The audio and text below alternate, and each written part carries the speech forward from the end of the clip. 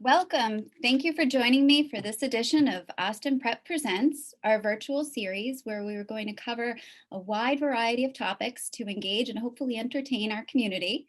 I'm Jennifer Hodgson, the Director of Alumni Relations and Giving at Austin Prep. This evening, we are lucky enough to be joined by Jim Knowlton from the Austin Prep class of 1978, who is the current Director of Athletics at the University of California, Berkeley. Jim has an extensive military and leadership background. He has served 26 years in the United States Army and retired in 2008 as colonel. Jim has since been at the helm of athletics and strategic planning at the Army West Point and the Air Force Academy, Rensselaer Polytech Institute, and now he's at Cal. He holds an undergraduate degree in engineering from the Army West Point and a graduate degree of civil engineering from Cornell University.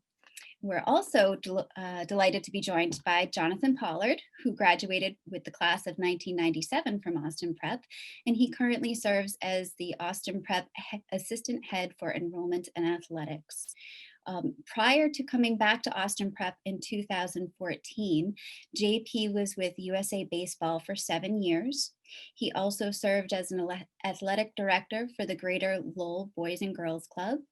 He starred in the Emmy Award-winning program Made on MTV, and he founded the New England Stampede, which is a premier travel baseball program just outside of Boston. JP's career also includes many championships and recognitions, and most recently with Austin Prep Athletic Department being named the Boston Globe Nason Award winner for the 3rd consecutive year. So tonight we're going to hear from these gentlemen about how college athletics is evolving during the current COVID-19 pandemic. And we're going to see the broad impact it's having on high school, college, and professional athletic programs. So welcome JP and Jim. Great to be here, Jennifer. Thanks. And thank you for your service, Jim, on the eve of Veterans Day. Thank you very much. Thanks for having me. It was a pleasure and an honor. And JP, thank you for being part of this. Thank you very much. I appreciate being here. We are going to cover a lot in a short period of time, so we just have an hour.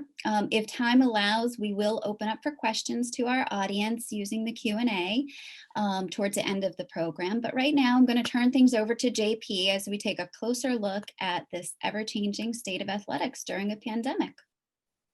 Thank you, Jen. Jim, how about we start from the beginning of your Austin Prep journey as an alum? Before your career in college athletics, you had an extensive military background, as Jen referenced. As a result, your preparation to become an athletic director, as with most athletic directors at service academies, was somewhat non-traditional. How did your skill set learned in the Army help you in making that transition from military officer to athletic director? JP, thanks. And before I jump into the question, if you don't mind, I'd certainly like to thank Jennifer for reaching out and inviting me, and certainly it's an honor to be with you. As you know, as I read your bio and just listened to your intro, obviously you've been the jack of all trades and been successful at everything. So it's great to be there. And certainly we all know what the Boston Globe Nason Award is. So congratulations to you and Austin Prep. As I started thinking about this, and you know, after I left Austin and went to West Point, we've had 15 moves as a family. You know, my wife and I, we have 5 sons, and I started thinking back to Austin because I've only been back a couple times. And, you know, what was amazing is the things that I learned there and how well they prepared me for the military. They prepared me for, you know, West Point. And, you know, I thought about all the great events and athletic events and, you know, sort of the fun things that was Austin. But what really struck me is I still remember the people, and in particular, some of those that really invested so much of themselves in me as a student and so many of my friends and all of the students at Austin. And, you know, a couple of the names jumped out at me. You know, Jay Dowd was one of them who really invested, and George Miller and Father Johnson.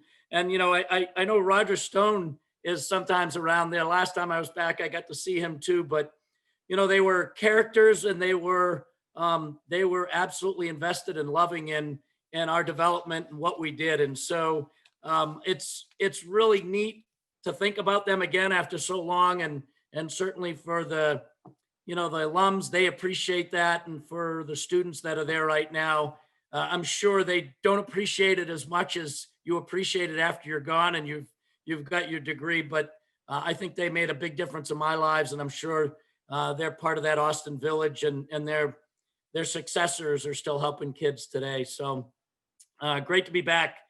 I think from the question, I would just say I didn't think I was going to be in the military. I had I had no predisposition to go into the military. I was looking at New England schools after high school, and both my parents were educators, and so it had to be a great education first and foremost. And as much as I thought hockey was the most important thing in my life at the time, they let me know that it wasn't. It was the education piece. And so when I got recruited at West Point, I went down and did my recruiting visit.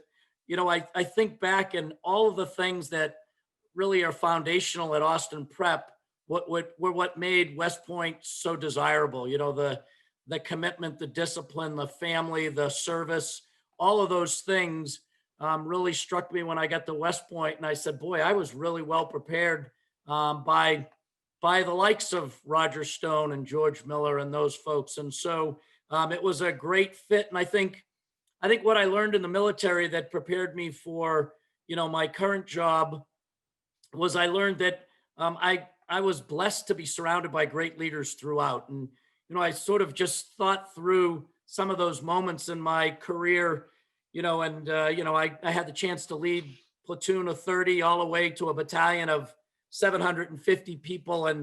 And at each step of the way, I was surrounded by great leaders that, you got to emulate, you got to watch, you got to learn from.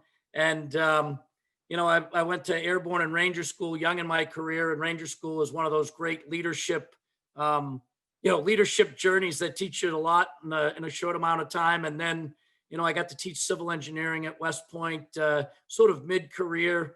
I got to jump out of airplanes with some great leaders in the 82nd Airborne, which the jumping was amazing. The landing was not so much, but the jumping was a lot of fun. And I got to stand on the Berlin Wall the night it fell and be part of history. Served in Iraq. And again, the people that I had around me all the time really helped make me better, and certainly prepared me to be successful in the military. And as it turns out, to also be able to transition to, a place like RPI to start. And then, obviously now at Cal. And, I know back east, I had never even probably heard of Cal. Maybe I heard of it, but that was it. But, as a paid public advertisement, it's the #1 public university in the country. And many say the globe, number four university globally.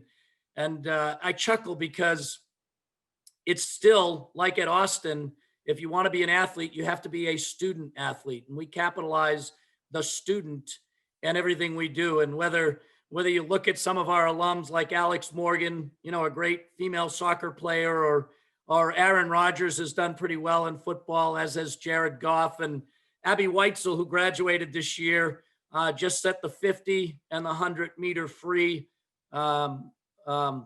country record, U.S. records this week. And that's just the kind of athletes we have. But every one of them has gone through this #1 public university and has been, incredibly successful as student athletes. And so, in athletics, it's about taking care of people. It's about servant leadership. It's about serving and helping grow young men and women, our sons and daughters, like it was in the military. And I think all of those skills in the military helped me be able to do the same in an athletic department of, 300 people and 850 athletes with 30 different teams.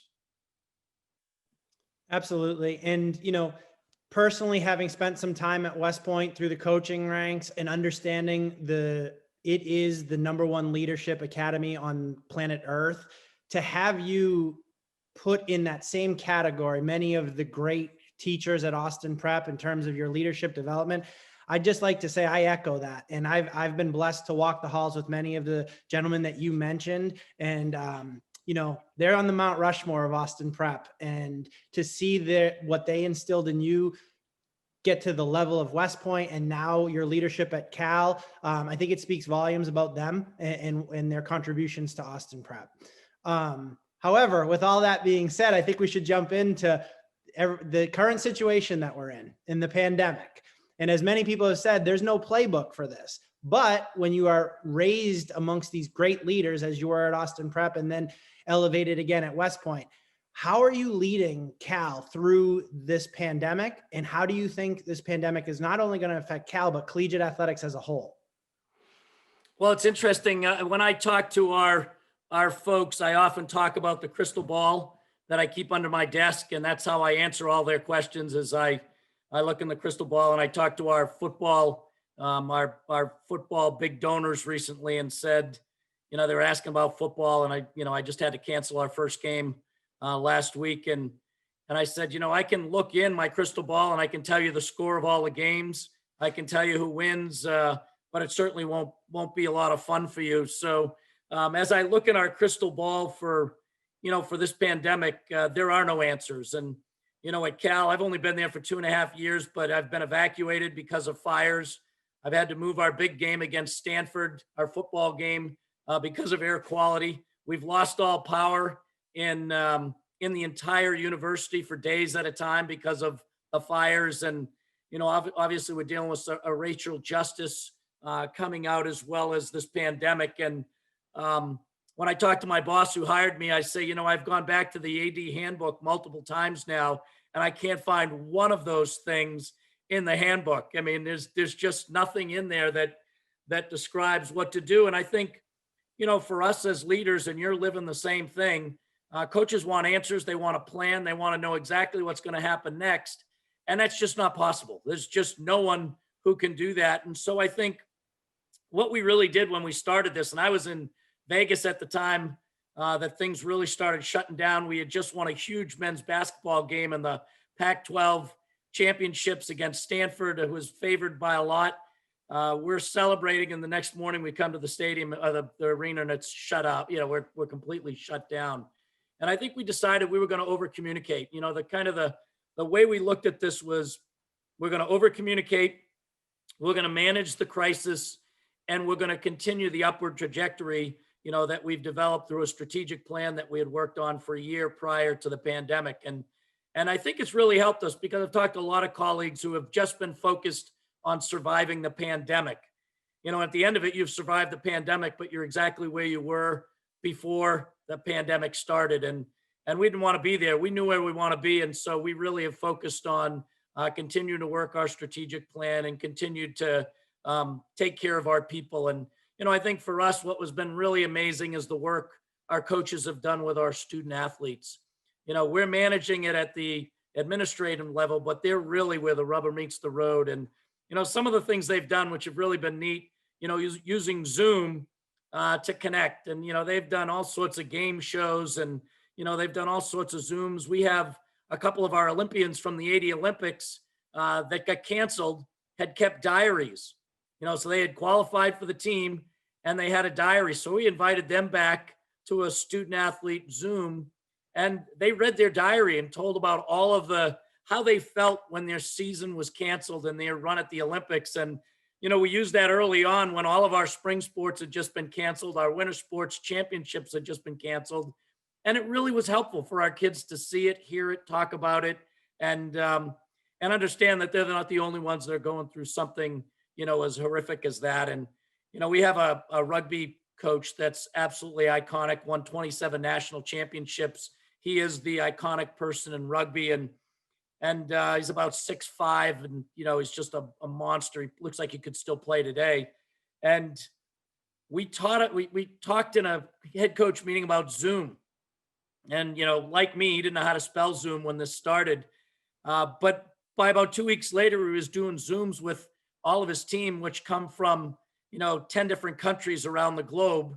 And all of a sudden he was, he was in. He was going to do that. It really helped him with his team. And so I think in the pandemic, that's really what we've done, is over communicate, and it's manifested itself in so many ways. It's kept us really close. I gave our department a chance to reduce the number of all staff meetings I was doing. We usually do once a month, and we were doing them twice a week. And I got back a resounding no. We want these every 2 weeks. This is what keeps us sane and keeps us connected. So, Yeah, we're working hard, just as you are, just as everyone in the country is doing, and certainly our concerns are keeping people connected, keeping them focused on their academics challenges, and also their mental health. As people get frustrated with something we thought was going to be a month or 2 months long, and now we're all in this for the seventh month. And at Cal, we haven't been back in our offices. We are not back at the school. I mean, we are literally doing things virtually. You know, I'm back because we've got football teams and other teams practicing, but you know, for the most part, people are not back on campus. Well, I can tell you that I looked in my AD playbook and they ripped that chapter out of my book as well. So again, don't know how to manage it, but it seems like communication is key, as it is in life. It certainly is in athletics, and it seems like you've done a really great job with that. With you guys being on the West Coast at the Division I collegiate level and us being on the East Coast at the high school level, we mirrored much of what you were saying. We really relied on Zoom as well, team meetings.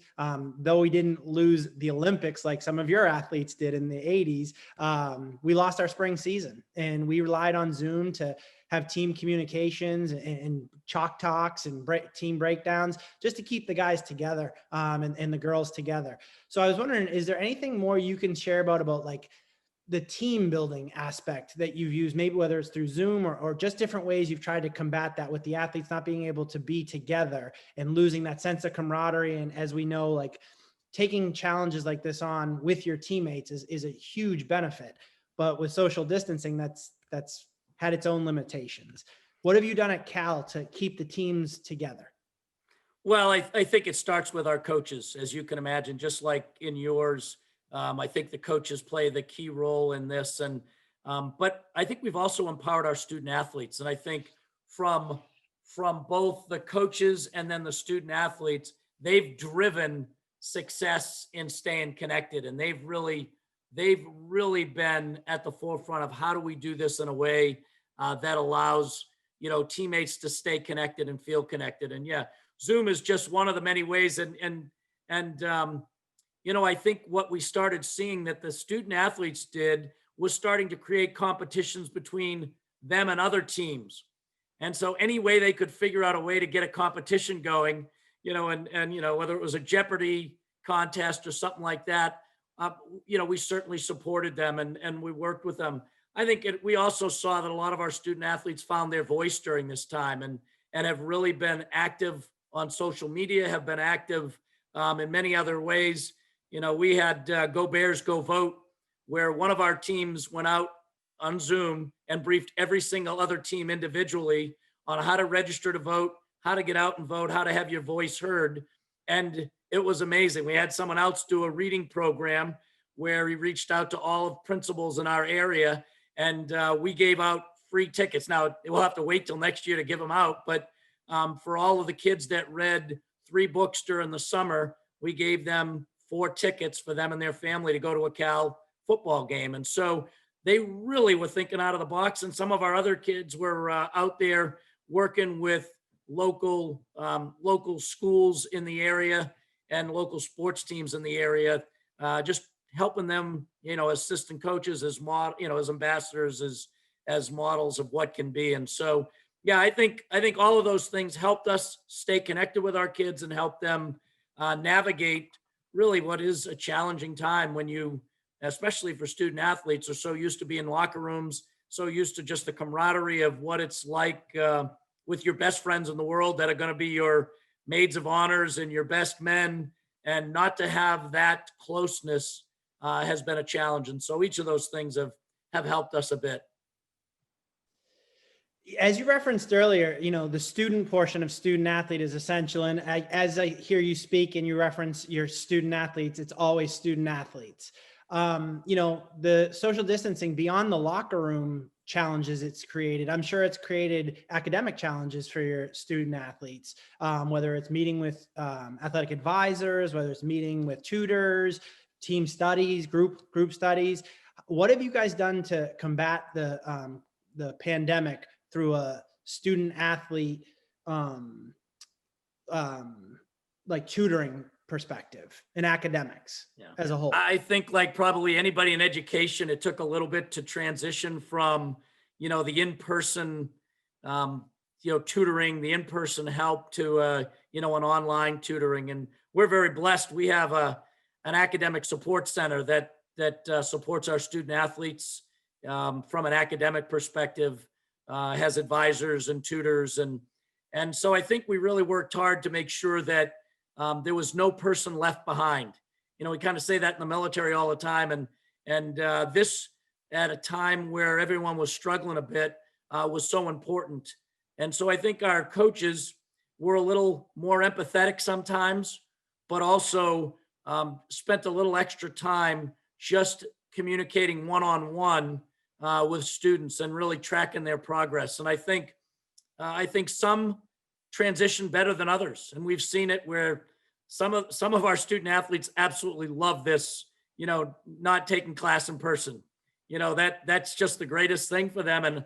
And others are saying, this is the hardest thing I've ever done to learn in this environment. And so I think we really spent a lot more time understanding how everyone's learning and then focusing on those that, really needed the extra help and needed the extra discipline of, that they don't have a coach talking to them every day. They don't have people engaging every day. So this really became, how do we help them stay on track and stay committed to their academic pursuits?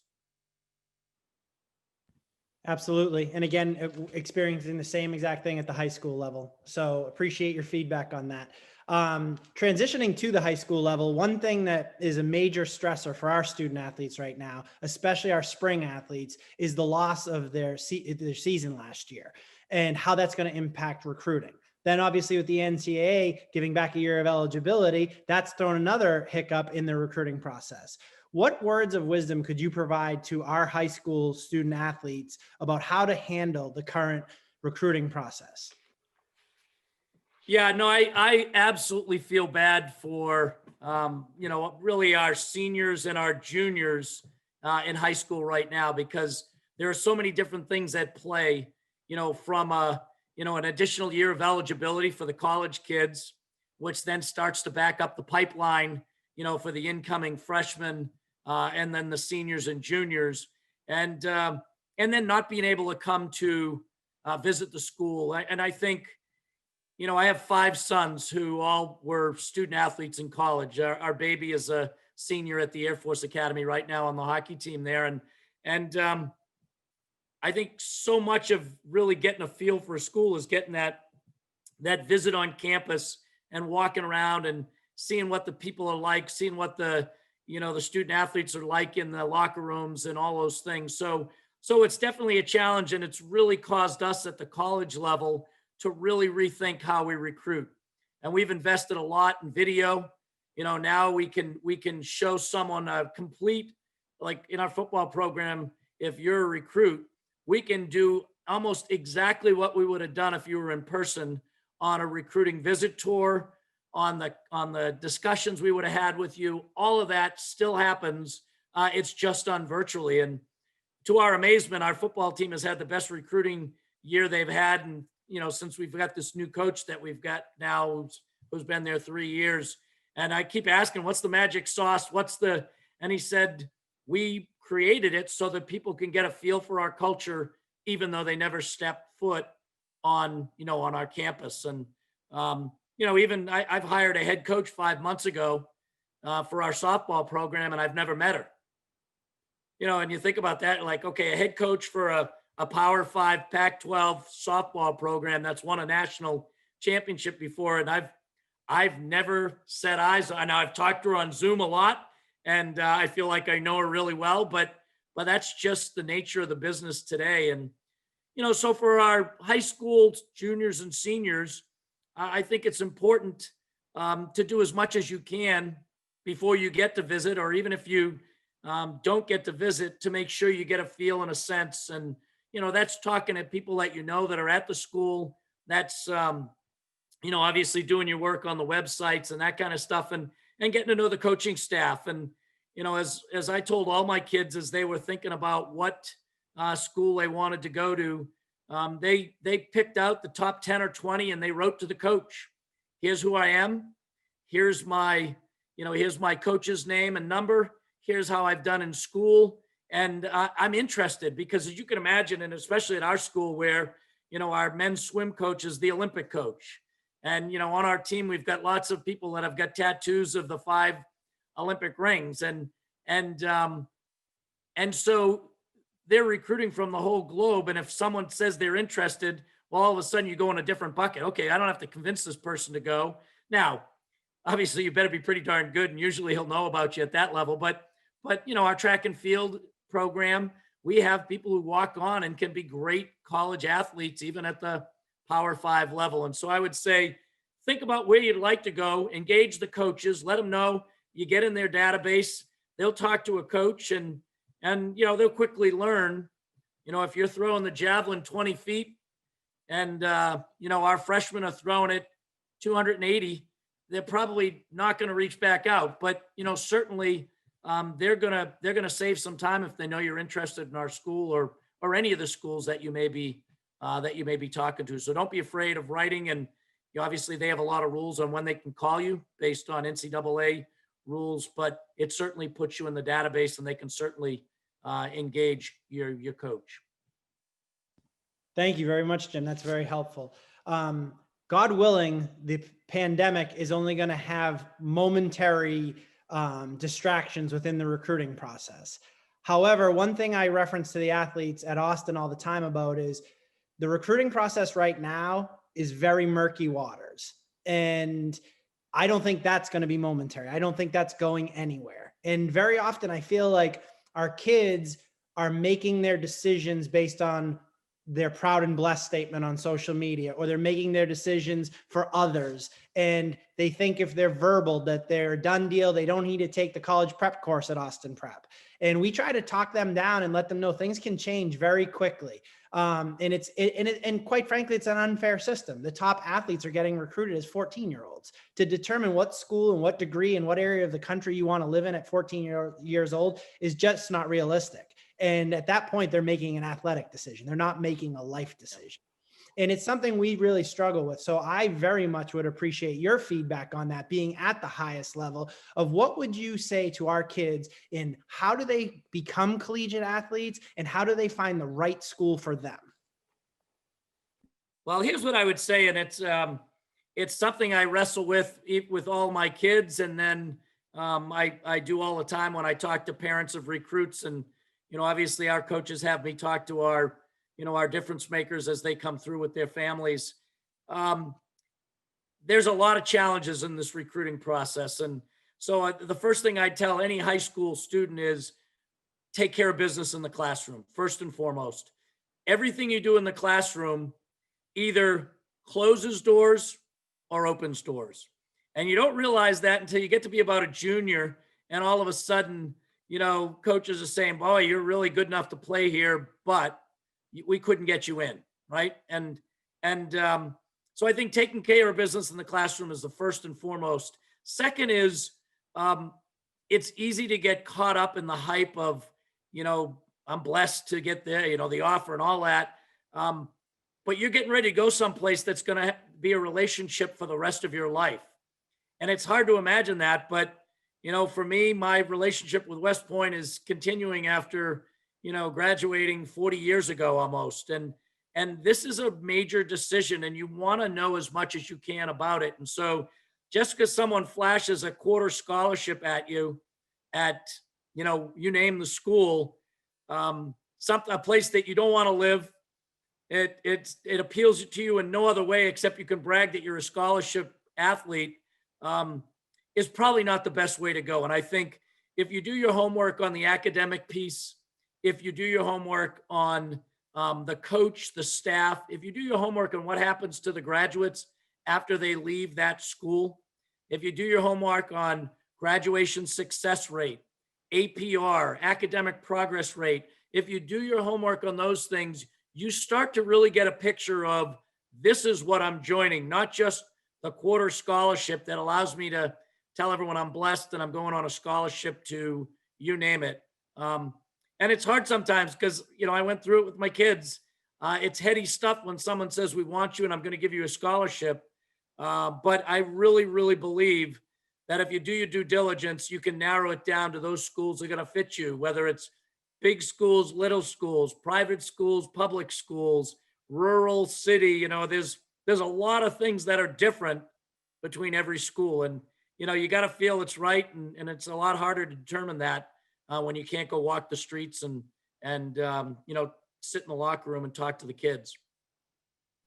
Absolutely. Thank you very much. And again, I really appreciate that feedback because it echoes a lot of what we're trying to tell our current student athletes. Mm-hmm. So Jim, as we wrap our conversation in the portion of questions that I have, and before we head into the Q&A session, can you share with us how your Austin Prep experience may have shaped you into who you are today and prepare you for your current journey, and how the Augustinian values of Veritas, Unitas, and Caritas work as the director of athletics at UC Berkeley? Sure. And I think, and I don't know who's on the call, but hopefully there's some students and, maybe some alums, but as I've often told a lot of people, and even I came back and talked at Austin one time, I view my Austin Prep degree and my opportunity to go to Austin as the Willy Wonka golden ticket, right? It was that thing that really, it gave me so much at a time where, I was ready to be molded. I needed that personal care and that love and attention. And I think that anybody who's blessed to be able to go to Austin Prep needs to know just how lucky they are. It is the golden ticket. And, as I said earlier, it was key to my success at West Point and certainly in the Army. And I think its values helped form my values and helped really form sort of who I've tried to be as a servant leader to the organizations that I've been in. And, whether it's the athletic competition, the rigor of academics, I feel like so much more than just those two with, we used to have, I don't know if they still have it, but we had, like a softball intramural program there that was probably more competitive than the varsity sports I played. And, it's really where you got to know people, you got to interact, you got to form lifelong bonds. And it really is.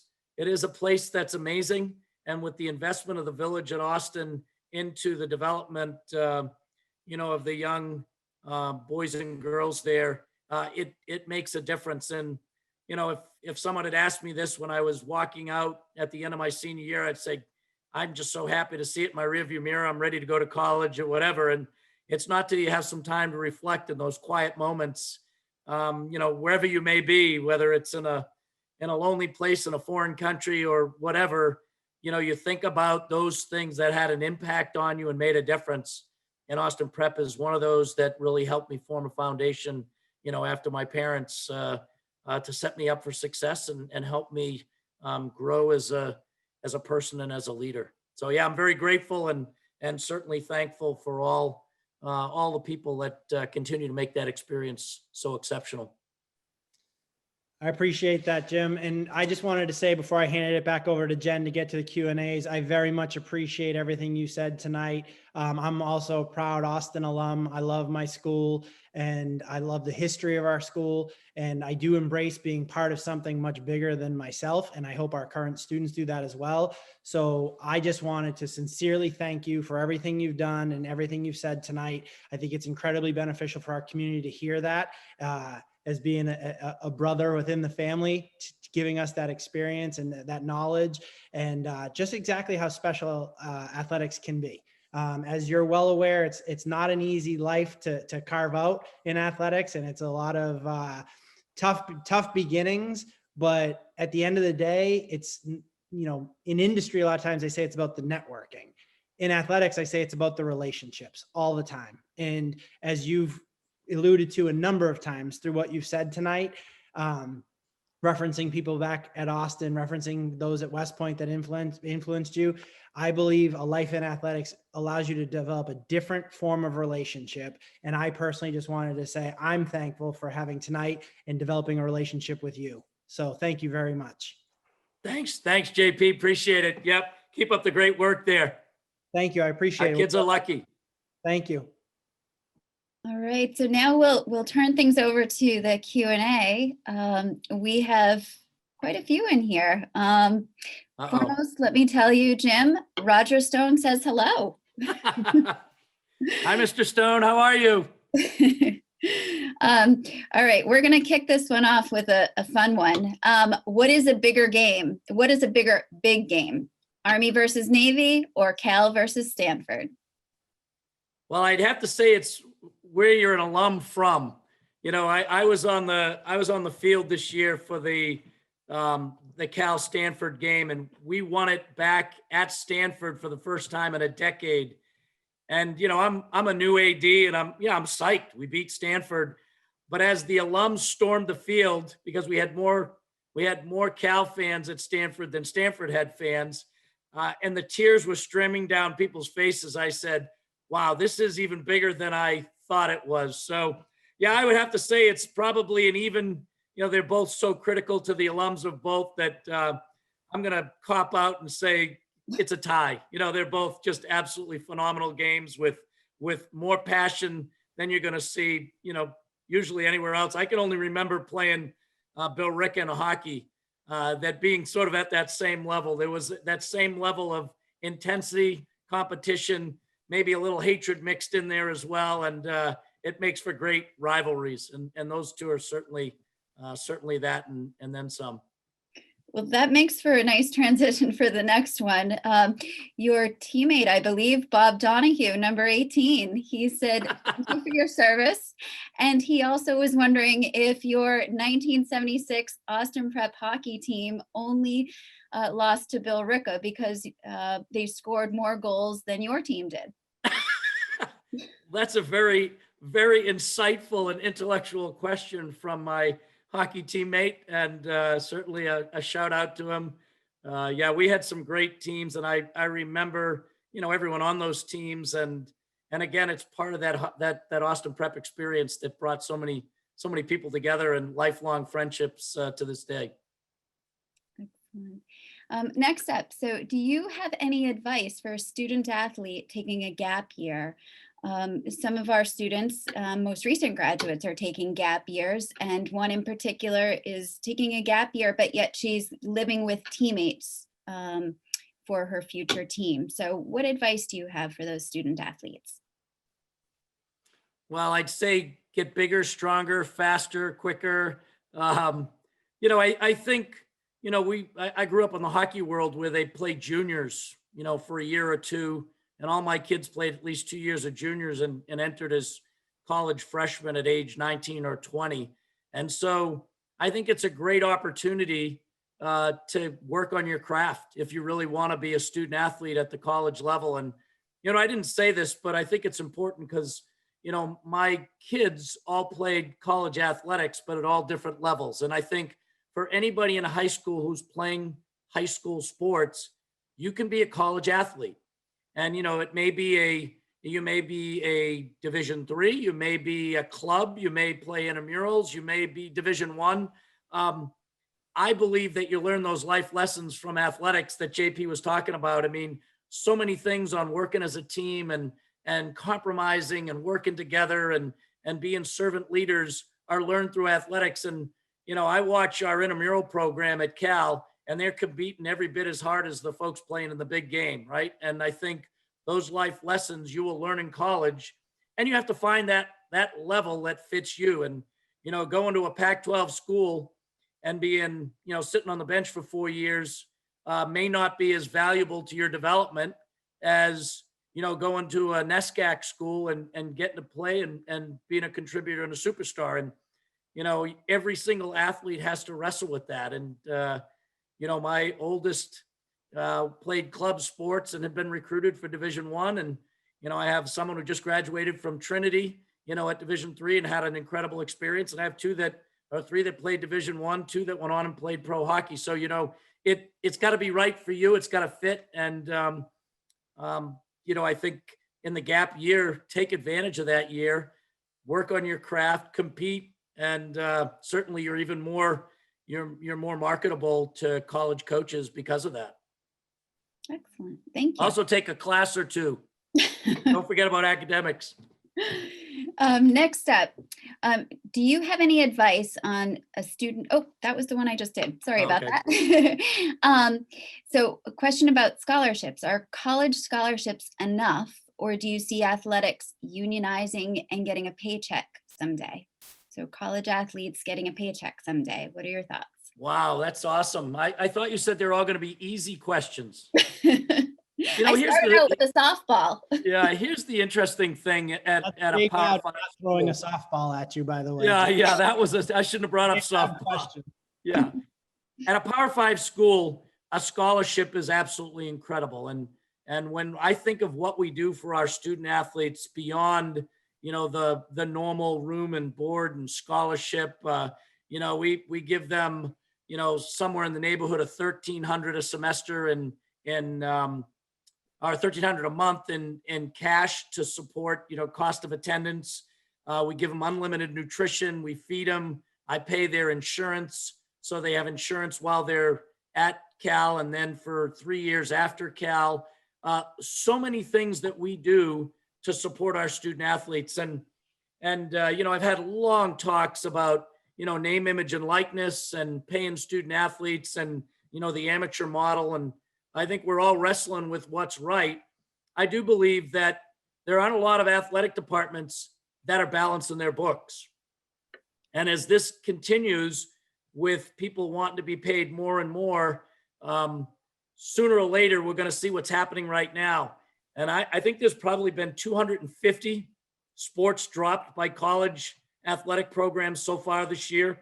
William and Mary dropped a bunch and now they just added them back, but Stanford dropped 11, 11 sports. And when you start seeing these Olympic sports getting dropped, it's so hard to see. And my whole goal is, how do I continue to support our student athletes in an exceptional manner and allow them to thrive in this student athlete environment? We're gonna get help from the federal government. I think they're going to come out with legislation because right now we've got 5 states who have come up with their own legislation, and as soon as that happens, the NCAA is almost null and void if they can't have rules because there'll be different recruiting advantage depending on what state you're in, and then we'll become a regional program and not a national program. So yeah, I think a lot's going to happen over the next 2 or 3 years. I think we're really at a tipping point.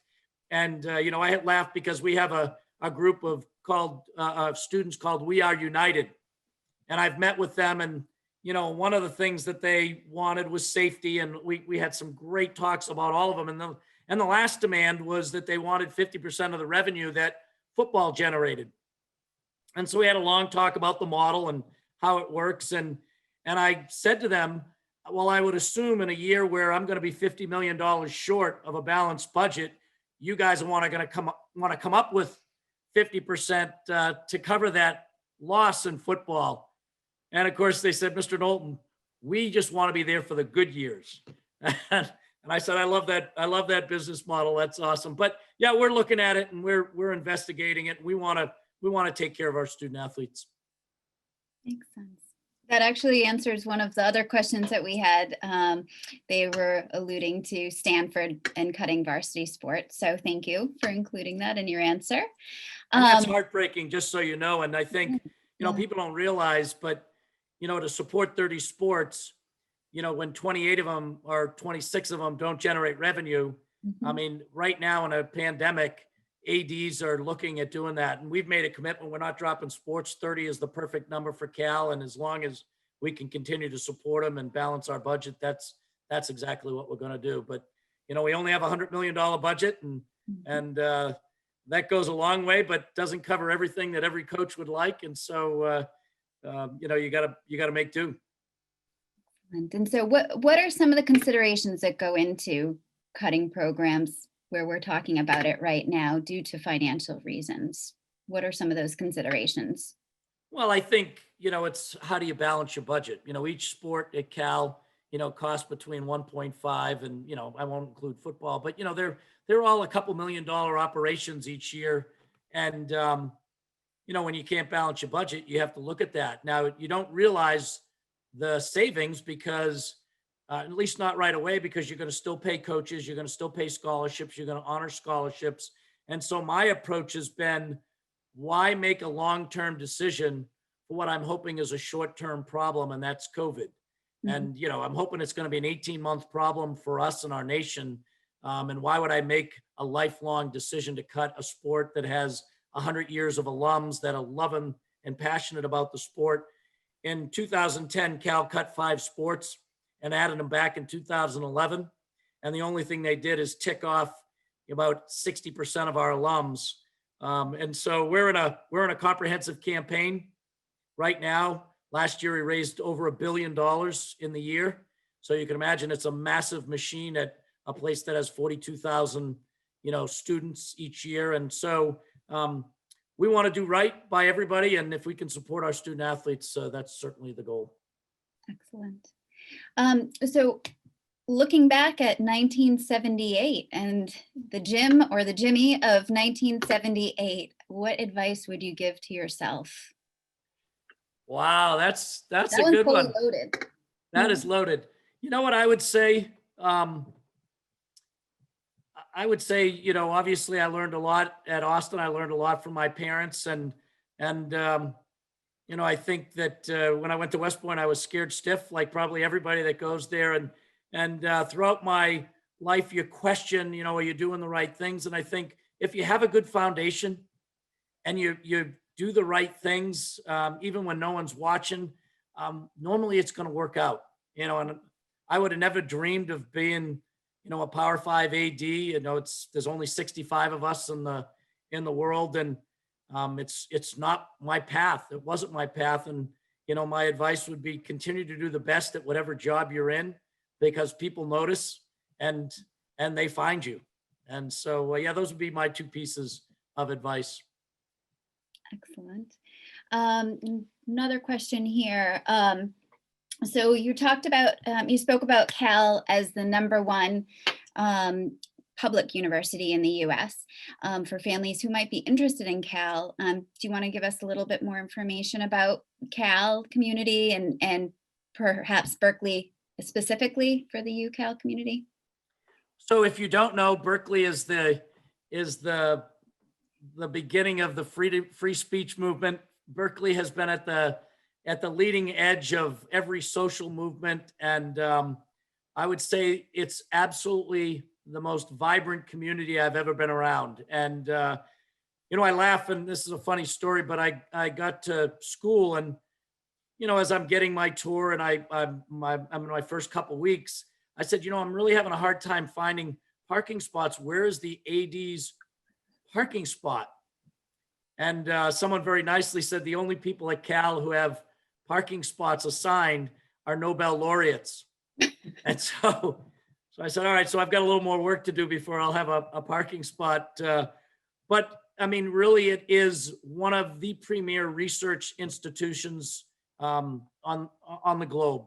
The people, the quality of people that are there, that are doing research, the quality of instructors, the diversity of education and majors are just absolutely incredible. And, as a former faculty member, I get to kind of cross the aisle a little bit. And when you talk to the people who are leading the research, 2 of the Nobel laureates this year out of, I think it was 11, are Cal folks. And they're doing things that are just incredible. CRISPR is one of the, down to the genomes of the cells. And I couldn't even explain it all, but these are cutting edge, smart folks that really are making history. And, when I think of our students and our student athletes, because we're right there at Silicon Valley, Google, Intel, everybody is on our campus all the time. And that's where most of the people at Cal end up, is, down in Silicon Valley. And, to raise $1 billion in 1 year for a university, there's a lot of wealth that is generated based on an incredible public education at Cal. Excellent.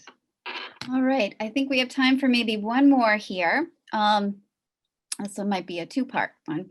As a servant leader, what commonalities do you see in the best student athletes who are asked to be team captains? That's the first part. And the second part is, what traits do those players share that make their coaches see them as standouts among the most elite Division I peers?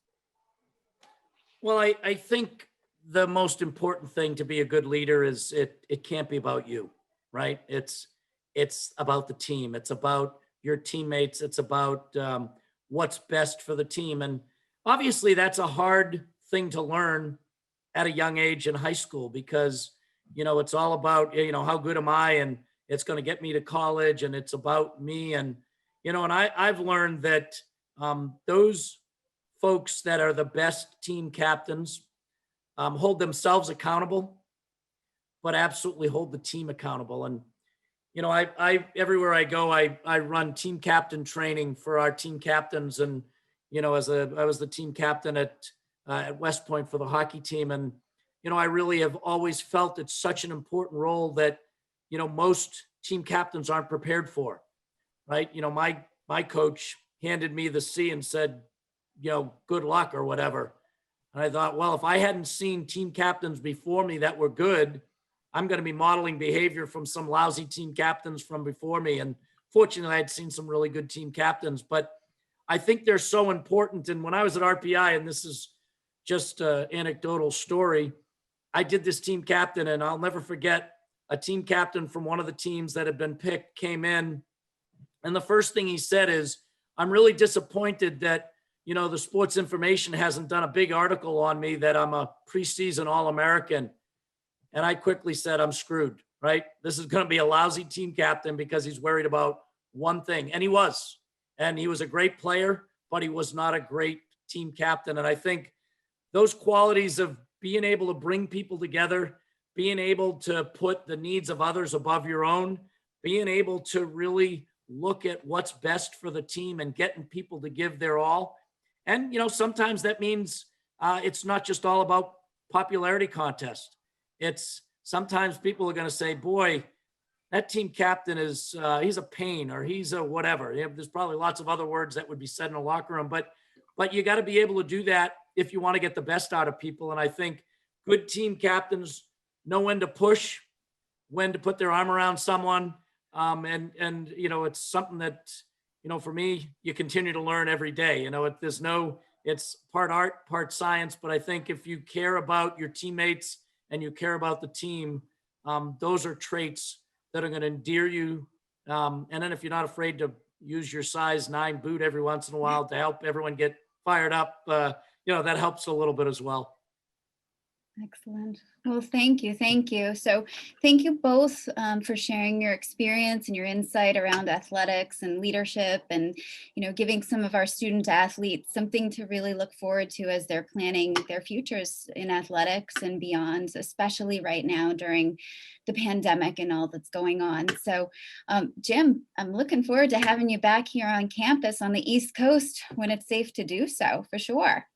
I can't wait. I'd love to do it. And certainly if there are follow-up questions, Jen, if there's anything I can do or questions I can answer, I'm certainly happy to make myself available and, either respond by email or some other way. But I'm thrilled. I'm honored to be here with you all, and certainly just remind everybody just how blessed we are to be associated with Austin Prep.